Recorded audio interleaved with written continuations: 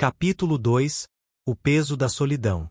Se no primeiro capítulo da minha vida eu aprendi o que era viver na sombra, no segundo eu comecei a entender o verdadeiro peso da solidão. E não falo daquela solidão simples, de estar sozinho no quarto ouvindo música, mas daquela que gruda na pele, que te acompanha mesmo quando há gente ao seu redor. Eu podia estar no meio de uma sala cheia de colegas, mas dentro de mim era como se houvesse um vazio impossível de preencher.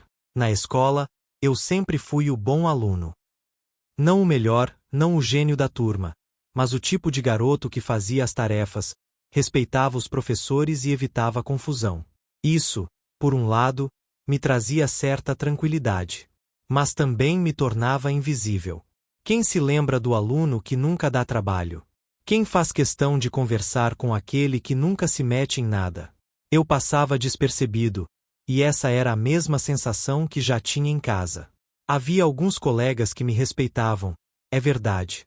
O Lucas, por exemplo, era um dos poucos amigos de verdade que eu tinha. Sentávamos juntos no recreio, trocávamos ideias sobre filmes, músicas, e até dividíamos o lanche quando alguém esquecia de trazer. Com ele eu conseguia rir, esquecer por alguns minutos a sensação de estar sempre em segundo plano. Mas até a amizade dele tinha limites.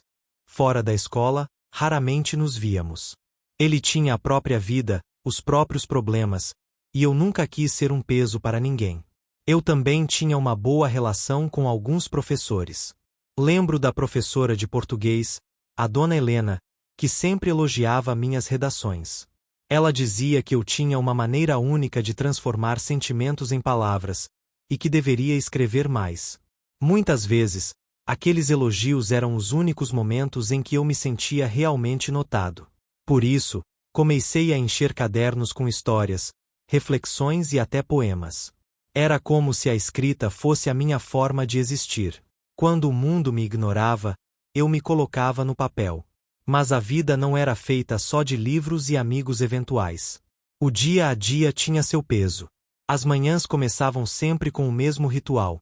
Meu pai brigando com meu irmão para que ele fosse para a escola, minha mãe justificando a rebeldia dele como fase. Eu, por outro lado, já estava pronto, mochila arrumada, esperando apenas a hora de sair. Ninguém nunca precisou se preocupar comigo. E esse, para os outros, parecia ser o problema. Eu não dava trabalho, logo não merecia atenção. Houve um episódio, no segundo ano do ensino médio, que ilustra bem essa diferença. A escola organizou uma feira cultural, e eu fiquei responsável, junto com alguns colegas, por apresentar um trabalho sobre literatura brasileira. Dediquei dias inteiros pesquisando, criando painéis, ensaiando a apresentação. No dia da feira, minha mãe até prometeu que iria assistir. Mas quando chegou a hora, ela não apareceu. Depois, justificou dizendo que estava ocupada com meu irmão, que havia faltado na escola e precisava de companhia. Aquele dia me marcou profundamente. Eu havia feito algo do qual me orgulhava, mas, mais uma vez, parecia não importar. Foi nesse período que a biblioteca se tornou mais do que um refúgio. Tornou-se meu lar secreto. Lá, entre estantes silenciosas, eu sentia que não precisava competir pela atenção de ninguém. Os livros me ouviam, me acolhiam. Cada história que eu lia era como um abraço que nunca tive em casa. Descobri autores que falavam sobre dor, esperança, coragem. Alguns até pareciam ter escrito diretamente para mim, como se soubessem exatamente o que era ser ignorado. Ainda assim, a solidão não deixava de pesar. À noite, no meu quarto, eu me pegava pensando em como seria se eu fosse diferente.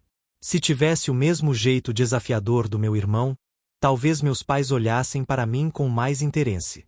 Eu até tentei, em alguns momentos, ser mais rebelde. Cheguei a faltar a uma aula de educação física e inventei uma desculpa. No fundo, queria ver se alguém notava. Mas ninguém notou. O silêncio foi a resposta mais cruel que poderia receber. Por outro lado, foi nesse mesmo silêncio que comecei a me conhecer. Descobri que a solidão, embora dolorosa, podia ser uma espécie de professora. Aprendi a me observar, a entender meus próprios limites e desejos. Passei a enxergar que minha independência não viria de um rompante de raiva, mas da construção lenta de quem aprende a se bastar. Mas não pense que era fácil. Houve dias em que a tristeza parecia insuportável. Dias em que pensei em desistir da escola, em me fechar de vez. Houve momentos em que encarei o espelho e não reconheci quem eu era. Será que valho alguma coisa? Eu me perguntava. E a resposta nem sempre vinha. Um dos momentos mais duros foi quando meu irmão, numa discussão qualquer, jogou na minha cara: "Você é invisível até para o papai e a mamãe, imagina para o resto do mundo." Ele disse aquilo com raiva, sem medir as palavras. Mas a frase grudou em mim como uma ferida aberta. Naquela noite, chorei em silêncio, escondido embaixo do cobertor, para que ninguém percebesse. Foi a primeira vez que pensei seriamente que talvez eu fosse mesmo apenas uma sombra. E, ainda assim, algo dentro de mim não me deixou afundar completamente. Talvez fosse aquela chama que nasceu no meu aniversário esquecido, talvez fosse a voz da professora Helena dizendo que eu tinha talento. Seja lá o que fosse, era como uma fagulha insistente que me empurrava para frente. Foi nesse período que comecei a pensar com mais seriedade sobre o futuro. Eu tinha 17 anos e logo terminaria a escola. O que viria depois? Uma faculdade? Um trabalho qualquer? Eu não sabia ao certo, mas tinha clareza de uma coisa: eu não queria passar o resto da vida sendo invisível. O peso da solidão, por mais doloroso que fosse, estava me moldando. Estava me ensinando que eu precisaria lutar não apenas para ser independente financeiramente, mas para ser dono da minha própria identidade. Para ser alguém que não precisasse da validação dos outros. E, olhando agora para trás, eu vejo que foi nesse segundo capítulo que plantei as sementes da minha mudança. Porque, apesar de todas as lágrimas, das noites em silêncio, dos olhares vazios em casa, eu aprendi a suportar. Aprendi a esperar. E, acima de tudo, aprendi a acreditar que a vida poderia ser maior do que aquilo. Esse foi o peso da minha solidão. Duro, implacável, mas também formador. O peso que, sem eu perceber, estava me preparando para as quedas ainda mais fortes que viriam pela frente.